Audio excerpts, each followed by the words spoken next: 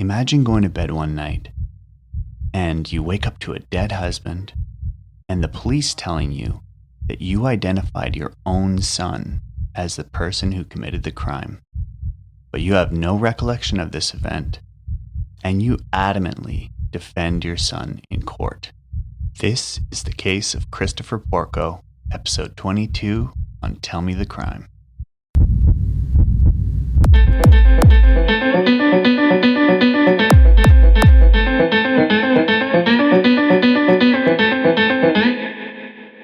Welcome back. Tell Me the Crime, episode 22. And I am Joan. I'm Febriana. And this is, again, Tell Me the Crime. We already said that, but here we go. And today, I will be telling you the crime. Right. I'm ready. And, yeah, right. 2 days before our wedding, by the way, everyone. So We're that's so how much dedicated. Yeah, that's how much we love you all that we're doing this. Yeah. Actually, my sister and brother-in-law are downstairs right now as we're recording. So We're escaping. Yeah. Okay. So, what is the title of today's episode? The title of today's episode is The Mother Who Survived and Defended Her Son, the Christopher Porco Case. Who is Christopher Porco? Christopher Porco was a student, right? And he was going to university at the time that everything took place. But let's first talk about the victims. Okay, so Peter Porco, he was a 52-year-old worker, and he worked as a law clerk in the New York court system. His wife, Joan, was around 54, and she worked as a speech pathologist. And they had two kids. They had Christopher, who was 21, and he was, like I said, he was at University of Rochester at the time, about 200 miles away. And then there's where they live? From where they lived, yeah. And then there was the older son, Jonathan, who was serving in the Navy. Okay. So Jonathan, Christopher, Joan, and Peter. Yep. So Peter and Joan are the parents. Christopher and Jonathan are the kids. Jonathan's away in the Navy. Christopher is attending university about 200 miles away from the home. So this whole story starts with Joan and Peter going to bed regular night. And what happens is they get attacked by someone with an axe after they go to bed in the middle of the night. Okay. Peter they both get severely attacked. Right? They get broken facial bones. They get broken. They're just not complete. In they're not in shape. Good shape. Yeah. Very, very, very rough shape. Peter was even struck repeatedly in the head, right? But surprisingly, he did not, there's evidence that suggests that he did not die immediately. In fact, he got out of bed in the morning, based on like the blood spatter evidence that they showed. He got out of bed, he went downstairs, pulled out some dishes from the dishwasher. Why? I don't know. I have no idea. So I think, there's theories about what was happening, right? It's like, why would you be doing that if you're bleeding everywhere? You've got broken bones and stuff, but you got to think about the injuries, right? He had damage to his face and to his skull, right? Because he was smashed in the head with an axe.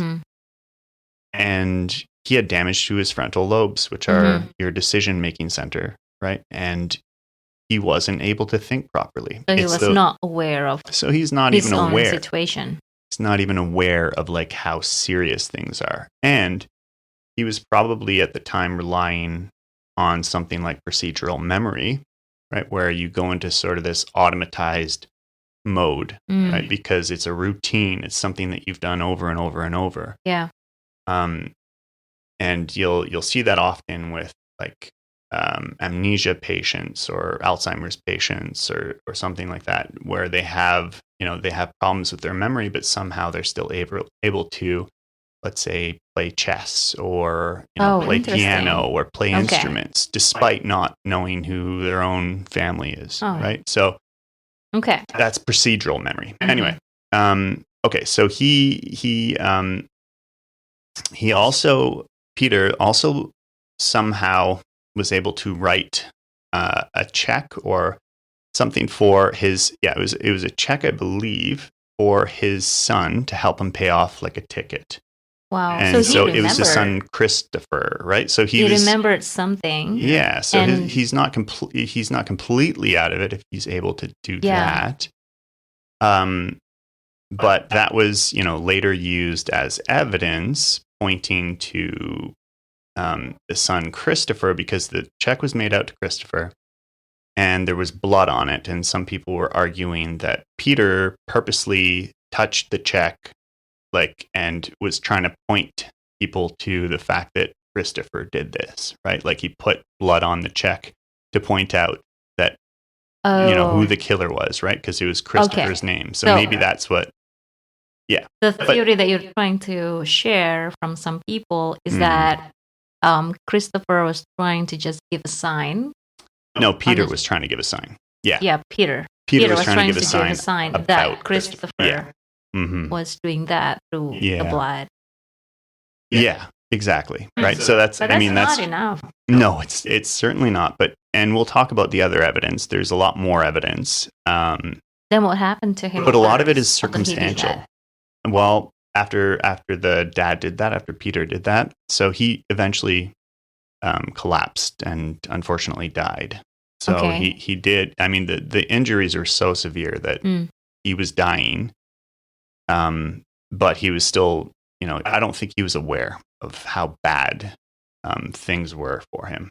Right. So anyway, so he died, and that's unfortunate. And people found him because he was apparently a really good worker, and people at his work were concerned. So they sent someone out to go check on them. And that's where they found him.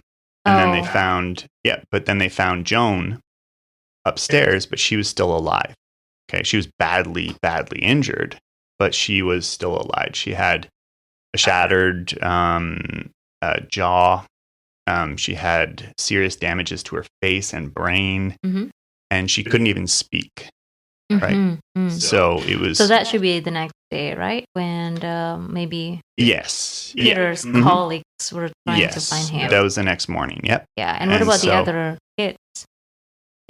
So that's the other thing, right? So Jonathan was off, like I said, in the Navy, right? So he was off quite far away.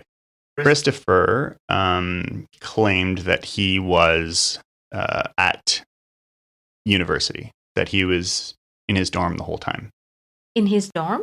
Yeah. Okay. So he was claiming that he was in his dorm. Right. So when that happened, it was only 3 people in the house.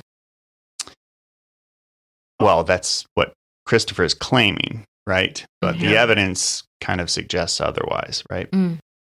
So, and we'll get into that, but we'll talk about like what you think about how strong the evidence is, because there's questions about whether or not the evidence was strong enough to convict him. I don't think it is that strong.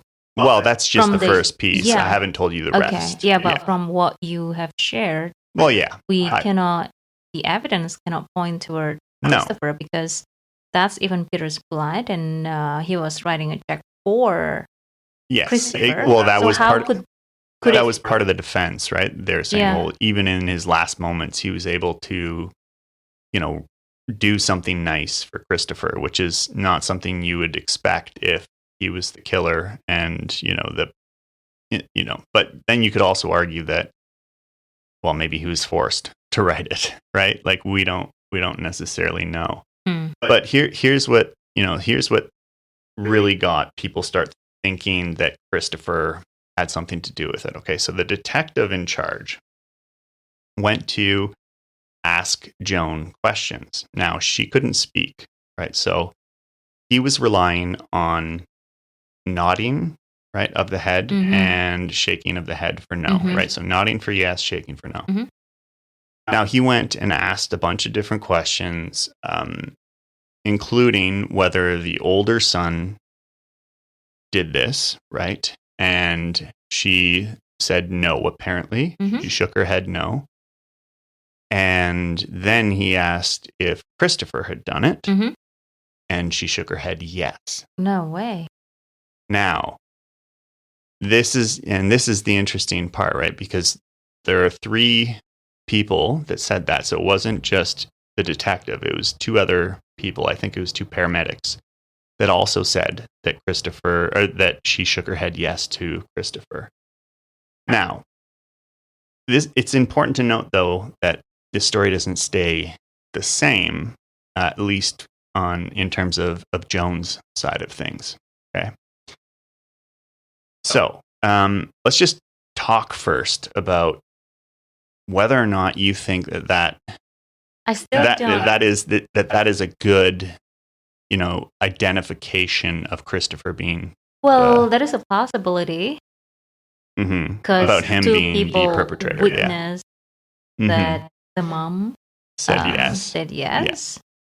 Yeah. But if there is no, let's say, like recording or any other pieces of evidence that point toward Christopher who did that, right? Well, would that's that actually be sufficient for? Well, that's the thing, right? There were no recordings. There were no recordings, and there is nothing. And exactly. And this happened when she was injured, right? When she couldn't even speak, she was she had so much damage to her head and to her face that she could not even speak. So imagine what your mental state is at that point. And we don't even know, maybe that's just what kind of positive. Right. I don't know. Yeah, well, that's exactly it, right? Like, I mean, in that state, if you're not even thinking clearly, maybe she just got excited about, hearing the name Christopher, right? That could have been a possibility. Right? Like, it could have been something like that. It could have been that the people misinterpreted, her nod or misinterpreted the shaking of the head. Like, but then they just, you have that confirmation bias, and then people in the room say, "Oh yeah, I think that was a nod," and then they reaffirm it, and then later they think, "Oh, okay, well, yeah, that was a nod," right? Like, and then their memory, quote unquote, is sort of or maybe because stronger. of the wrong perceptions. So in according to them, who say, "Oh yeah, she shook her head, and that means yes," but maybe for her, it's probably the opposite, right? So I don't really know how you could use that as part of the evidence. It's a possibility, right? But I don't know that's the validity of that evidence. Well, the thing is that that was considered like a problem in the case, so that did go to I can't remember what the name of the court is when it goes to some level of court where they assess whether or not the legal process was just, right? And they did say that evidence shouldn't have been taken into account, but the conviction that they later upheld was maintained because they thought that the evidence otherwise was strong enough that the conclusion wouldn't change. So, was there any alibi or something? Well, that's the thing, right? So, that could exclude. Well, he said that he was at his dorm the whole time, right, at university. Yeah, but then, you could imagine that maybe the police could also ask his dorm mates, people there, to confirm whether he was in the dorm or not. And they did try. They did try? And despite the fact that he said he was there, no one can account for him that night. And the only time that people were able to account for him was at around 2 a.m. or 2:30 a.m. running back to his dorm room. Oh, and that's probably after the yes, that's after that's after the incident time, right? So what is that evidence? Was it just people saw him running to his room, or was there any recording at all in the dorm? As far as I know, there wasn't a recording in the dorm. There were recordings, though, of his yellow Jeep. Oh. Because he had a yellow Jeep. There's a recording of his yellow Jeep leaving the area Mm. at around 10:30, 10:45, and then And he coming came back. back late at night, right? Early morning, around 2 a.m. or 2:30. What about the footage? That's from the footage. Like that's from Okay. security Okay. cameras on I think one of them was from like a toll booth and Yeah. the Okay. other one was something else. Well, that's another evidence. Well, exactly, right? Could be. So like he said he I was would say home. Well, he said could he was be. home the whole time, but then there's evidence that his truck was leaving and Okay. coming back Okay. during the time that the murders happened. Okay. So one thing to prove that he was Mhm. lying, Mhm. maybe. Yeah. Maybe he So went somewhere else, not necessarily to the house, but he definitely was lying. yes. So here's some more evidence, okay, that the prosecution used to convict Christopher was that the police looked at the house itself. Now, there was no clear sign that a stranger had forced their way inside because the Porcos had an alarm system. Mhm. And at 2:14 in the morning, someone entered the correct master code and disabled it. So the code was really only known to family members Yeah. and a small number of people really close to them. Yeah. Right.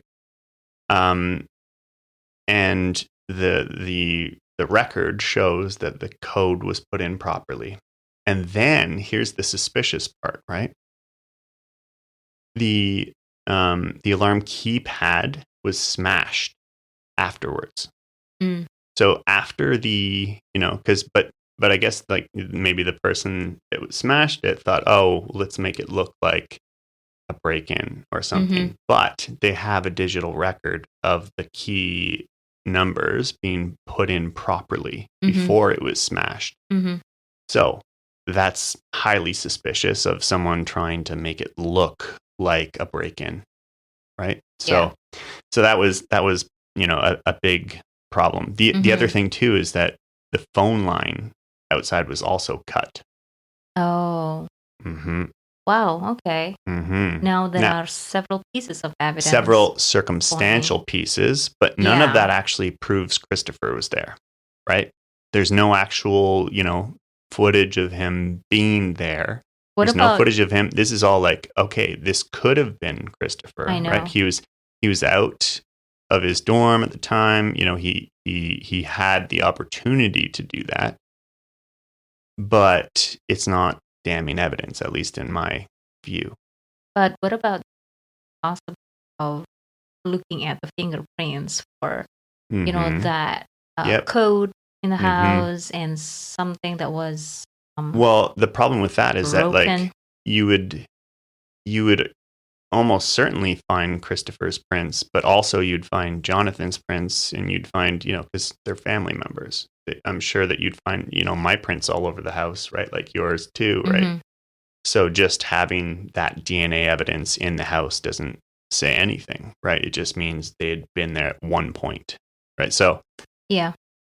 So the evidence did start to point though to Christopher, and there was also, I think there was something to do. Okay, so here's something to do with the DNA. So there was apparently DNA recovered from one of the toll tickets, like the toll booths, or the toll ticket, that matched Christopher's DNA profile.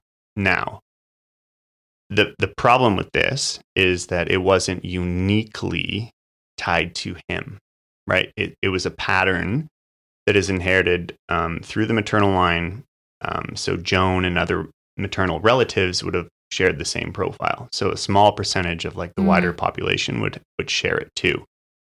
So it doesn't necessarily prove that Christopher held the ticket, but it does, suggest that, another piece of evidence, like another small piece of evidence. And it's like, it's starting to look like some of these pieces of evidence, adding up to make it look like this was this was someone who set all of this up, right? And it is pointing towards Christopher. What we do have to keep in mind, though, this is all circumstantial evidence. Yeah. And when you're going through a case like this, especially a case like this, you want to make certain that without a doubt, right? Because you're always told without a doubt, right? It has to be, there's no question that he did it in your Right. mind, right? But if there's any possibility that he didn't, you're supposed to say not guilty, right? Mm-hmm. So, so let's get back to Christopher's alibi, right? Mm-hmm. He said he planned to sleep or had slept in a lounge in his dormitory. Several students, though, used that lounge at night, and they said they didn't see him. So Mm-hmm. already his alibi doesn't make sense either, which is kind of a problem, right? And he also reportedly told a friend that he had spoken with Peter's secretary that night. The secretary said that those conversations never happened, right? So he's making up some stories about talking to his dad's secretary that night. For what purpose? Like in his version of story, trying to contact his parents and people connected to his father's workplace, and yeah. So apparently, yeah, he was trying to get a hold of his dad, but he couldn't or something, right? So he's making up things that didn't actually happen. The phone records didn't account for it, and the secretary denied it too.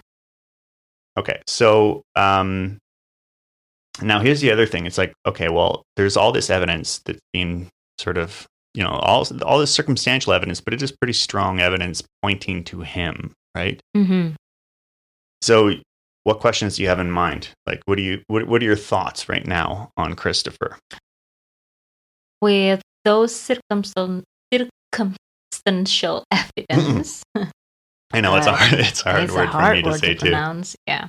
I would say situational, whatever. Situational, yeah. That's a much better word. With those pieces of information, well, then we have a chance to think that, okay, why was he lying, right? Yeah. So maybe the circumstantial evidence was not sufficient for the case, but then we probably would need to think why exactly he right? was lying. Exactly. Okay? So then we try to connect the pieces.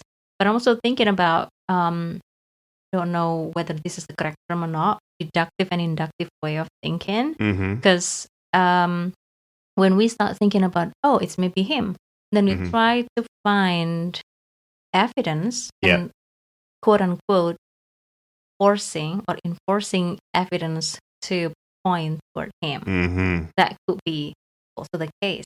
Yep, but, that could be problematic. Right. Yep.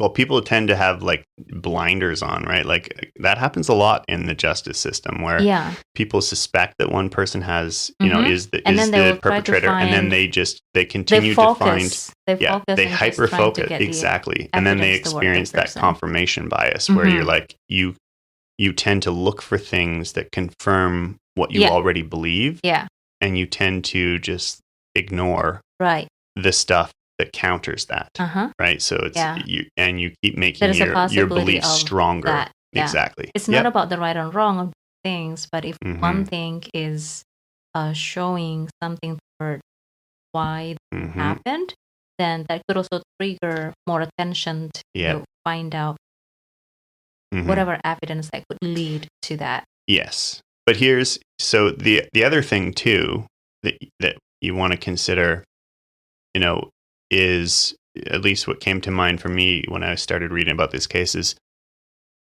why? Like, what is the motive here? Like, why would Christopher, try to kill his parents, successfully killed one, and then, didn't kill the other? But then and you start to wonder why. And so, people started looking into it, and not everything was perfect at home, and not everything was perfect between the relationship between Christopher and the parents. And in particular, Christopher had been lying about grades, money, and other issues that he was having while he was away. So it wasn't exactly going the way that his parents thought it was going. He actually had very serious academic problems. And you mean by academic problem?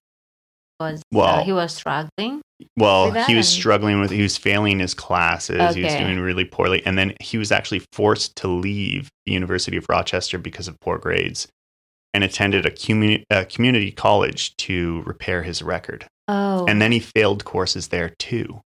Oh, wow. Okay. Yeah.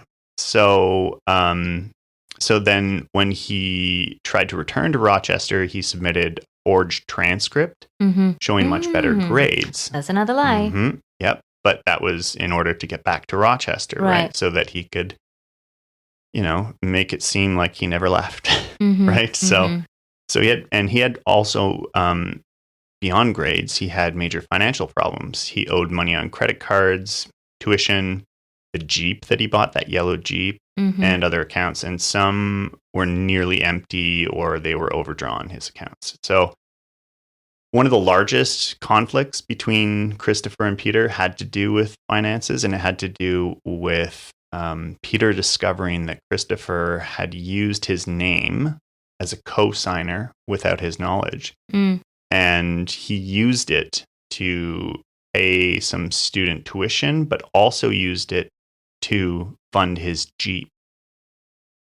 So he bought his Jeep with money from from getting a loan that he, by forging his dad's signature. So he has a lot of these, he's been lying. Like the evidence is showing he has a pattern of lying. He has a pattern of being dishonest and trying to do things to get his way without, without considering how it's going to damage other people.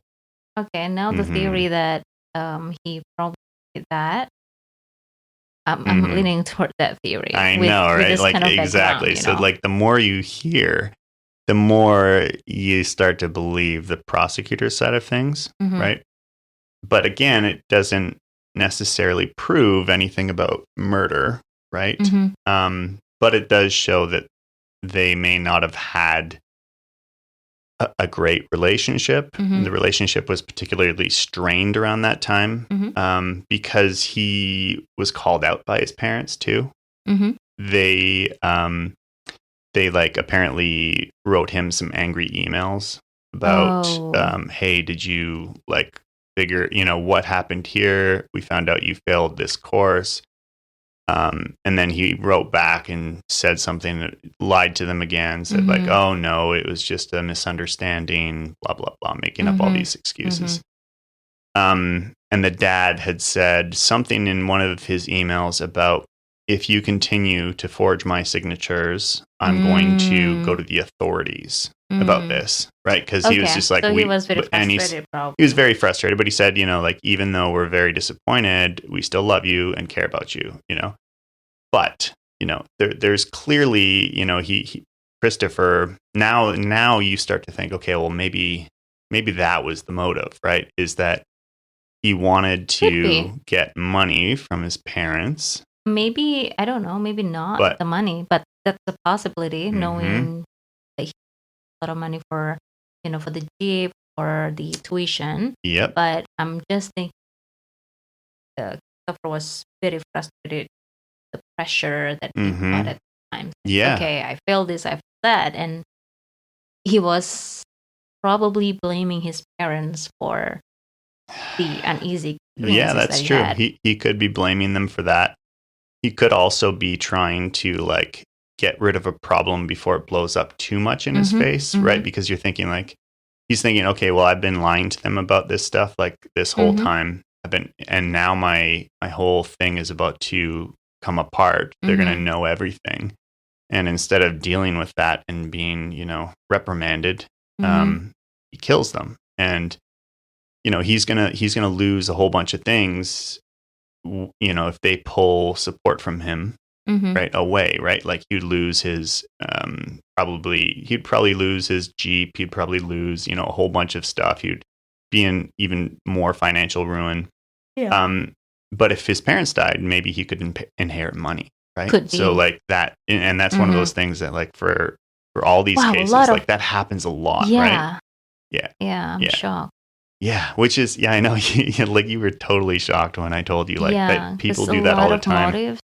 I know. I was telling you, like, I was like, you already know that you're the person that would get everything if I died. So I don't but like talking about I know, but I'm not going to. I'm going to live forever, so don't worry. Okay. So there's another important detail here too. 2 years prior to this attack, the Porco house had experienced another burglary while Christopher was home from college. Wait, 2 years prior. 2 years before the Okay. attack. Yeah. So Christopher was home from college and 2 laptop computers disappeared. Mm. And then 20 days later, it was found out that Christopher sold one of those laptops on eBay. Okay.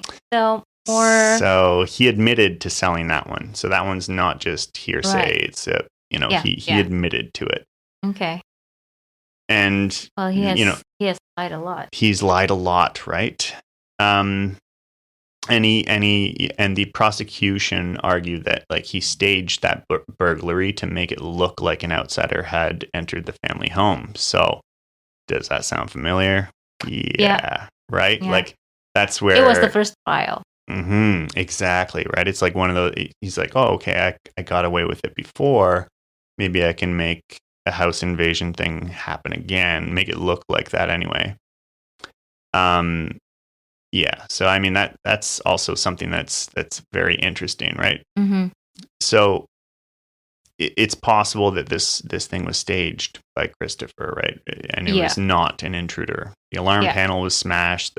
The phone line was cut, but somehow the alarm code was used correctly before it was smashed, which doesn't make any sense unless someone's trying to stage it. Okay. So what's the conviction? Well, the conviction was that he was sentenced to, I believe, life. But there's more details because there's something here, a big part of this, and that's about the mother's perspective on everything that happens. Yeah, did she get recovered?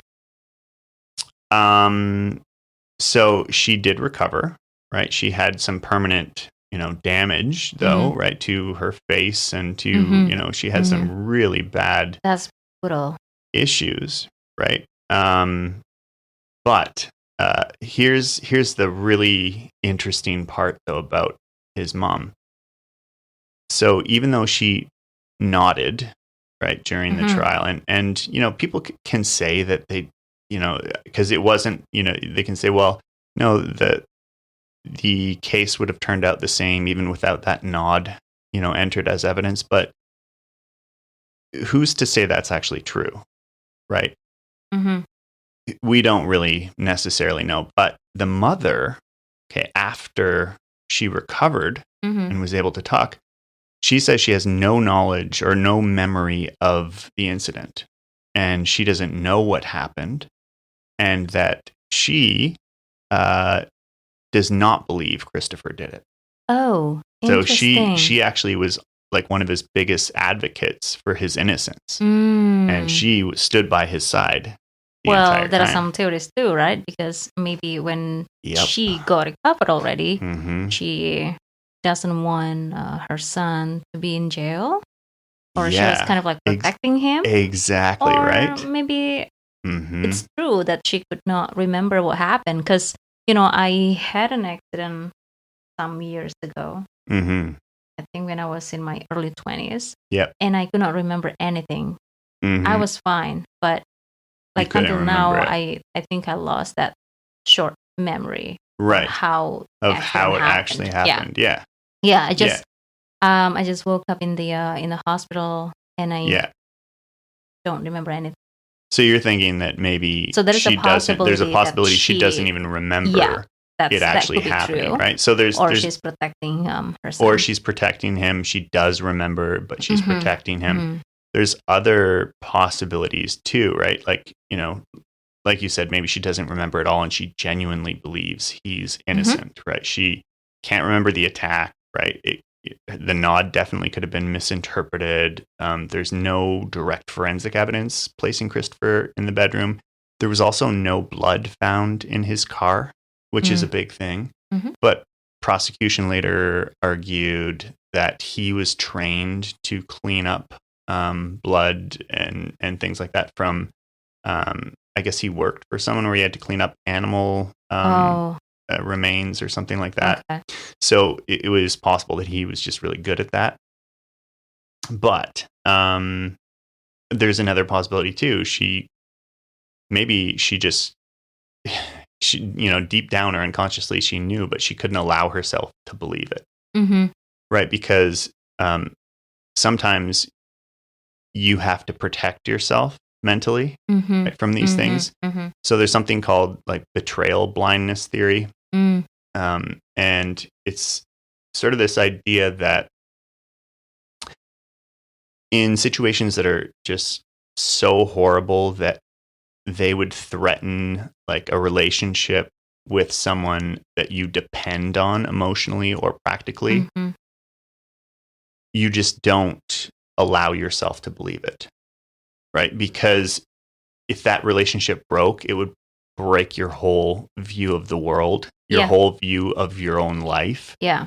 And it would just be too damaging to yourself Right. to be worth admitting to yourself. Right. So it's like it's one of those survival mechanisms that could possibly be at play. Right. And that's one theory out there. Yeah. And then, like you said, maybe she knows and she's just protecting him because she could be like, well, maybe I can fix him. Maybe I can, maybe he just, overreacted, or like maybe, who knows what justification she might have. And that's very natural for a mom. Yeah, of course. Even in the children. worst situations, right? Yeah. Like they want to. So that's understandable. Yeah, it's understandable. I mean, I don't know what I would do either. I Yeah. mean, that would be horrifying. I'm not saying that it's true, but No. generally, I think mothers will probably do that. And that's really difficult situations for a lot of them who experience this similar case. Oh, I completely agree. Yeah. So I mean, who knows? But there's different possibilities, right? It is a very interesting thing, though, that it was told that she nodded yes, but then she adamantly denies that when she recovers. And the nod yes is also very, when she was out of it and she can not even talk because she's so damaged that should never be taken into account. So the trial was eventually moved away from the Albany area where the crime happened because the case had received too much publicity. And they eventually had more than 80 witnesses testify over several weeks. 80? Now, yep, Wow, there were that's lots a of lot. Well, I mean, you have to we'll trace steps and then have witnesses testify to Christopher's character and things like that. So the prosecution presented the Jeep footage, the toll ticket evidence, the alarm records, the neighbor's testimony, right? The neighbor had noticed his yellow Jeep, I guess, leaving. He also had a weak alibi, right? He had financial problems, academic lies, disputed signatures, and even early laptop burglary. So all of that put together, like each on its own, is like very small. Yeah. But all of those put together kind of forms a pretty slow, pretty damaging case. Yeah, those are the positives. And yeah, those are exactly. But the defense said that there was really a lack of real forensic or direct evidence in this case at all. It was all circumstantial. And that, like you said, they became fixated on Christopher, right? After misinterpreting Joan's condition and her movements. So, and that's possible, right? Like they saw the nod, they assumed it was, her saying that he did it, and then they just hyper focused on him. So what about the act? The cop find it? No, they did find the axe, but I don't think there were any prints that they could use. But here's the thing: I actually, I don't really remember that detail about the prints on the axe, if there were any. But either he would have, cleaned them. If he cleaned his Jeep that well, if he had actually done it, then he would have probably gotten rid of his fingerprints on the axe as well. But I didn't see details on that. So, later jurors said that like the travel timeline and the alarm evidence were more important even than the nod. Mm-hmm. So, things like that were kind of used as evidence that, okay, the nod didn't really turn the case. It was other things. But anyway, he was eventually, convicted of second-degree murder for killing Peter and attempted second-degree murder for attacking his mom, Joan. And he was to serve, I guess, consecutive prison sentences of most of the rest of his life. I think it was 46 years or something like that. So a long time. He's basically going to spend his life in jail. Forever, yeah. But he continues to maintain his innocence, and Joan continues to defend him. So what do you think about that evidence? Like, what would you do in the jury's case? Because I think this is a pretty tough conversation to have, because the evidence is pretty damning, but the evidence is also all circumstantial. Yeah. There's nothing actually placing him at the crime scene, right? Like, it's that's the thing, right? Like, but all the puzzle pieces seem to be true. They point towards him, but that are kind of before the murder happened. And here's the thing too: is like sometimes patterns might be there, but that doesn't mean we're capable. Like, you can say like, okay, yeah, he was a pathological liar. He was this, he was that.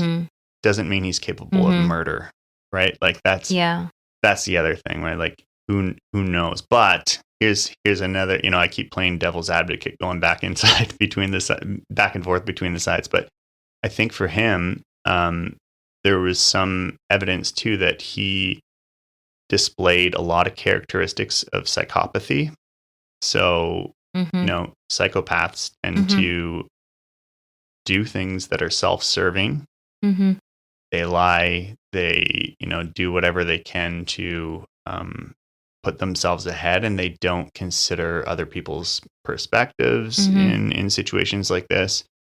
So it might have just been like, okay, they became an obstacle. Like, I need to get rid of them, and maybe I'll get some money out of it too, right? Like, I don't know. And his brother testified against him. I was about to ask you about it.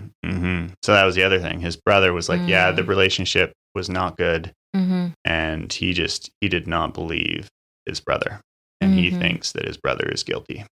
So, yeah. That is episode 22 complex. Of Tell Me the Crime. It was a deep one psychologically. But yeah, hope you enjoyed it.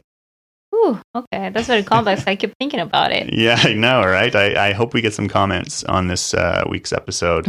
So we will be back next week, and I believe Febriana will be telling you the crime I will do my and research. me the crime. All right. Hey, thank you. Bye.